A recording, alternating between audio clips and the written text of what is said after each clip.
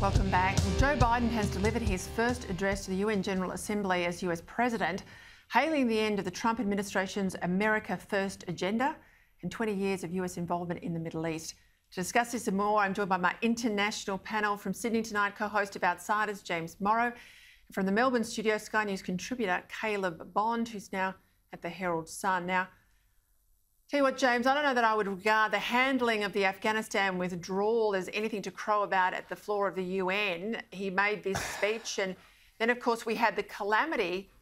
We had the calamity of the Oval Office, but let's go to the speech first, and I'll come back about the Oval Office.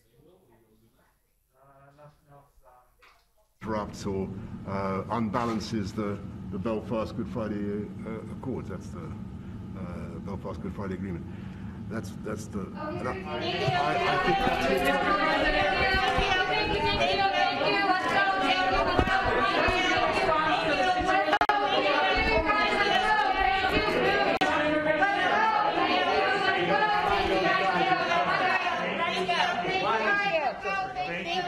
Let's go.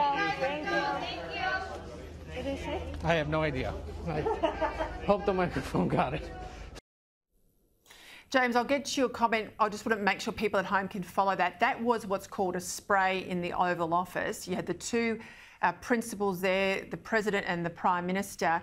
And normally what happens is they both say something and the assembled press pack asks their questions. Well, Biden wouldn't take any questions. Boris Johnson took questions. Then Biden's people shut down questioning to the President, hence all of that noise and carry on. It was a terrible, terrible look. But I'll bring you in now, James, for your comment. Well, yeah, and, you know, I was watching that, I've seen that clip a few times now.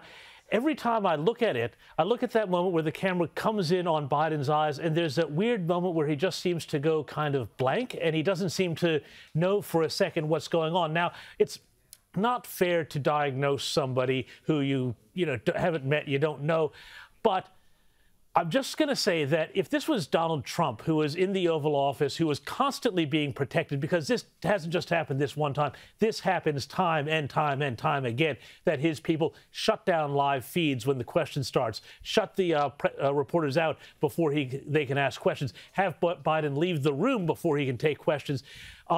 Something is up here. He is not good, and I just worry that there's like more than just him not being good on his feet, that there's more worry about embarrassment and other issues potentially with him that could be revealed by these sorts of questions. But as far as the UN General Assembly, which you were asking about before, well, I mean, it's so funny for him to talk about how we've turned over the Trump administration, we've turned over a new leaf, and then he goes and does exactly what Trump wanted to do, which is get out of Afghanistan, but does it in the most chaotic and horrible way possible.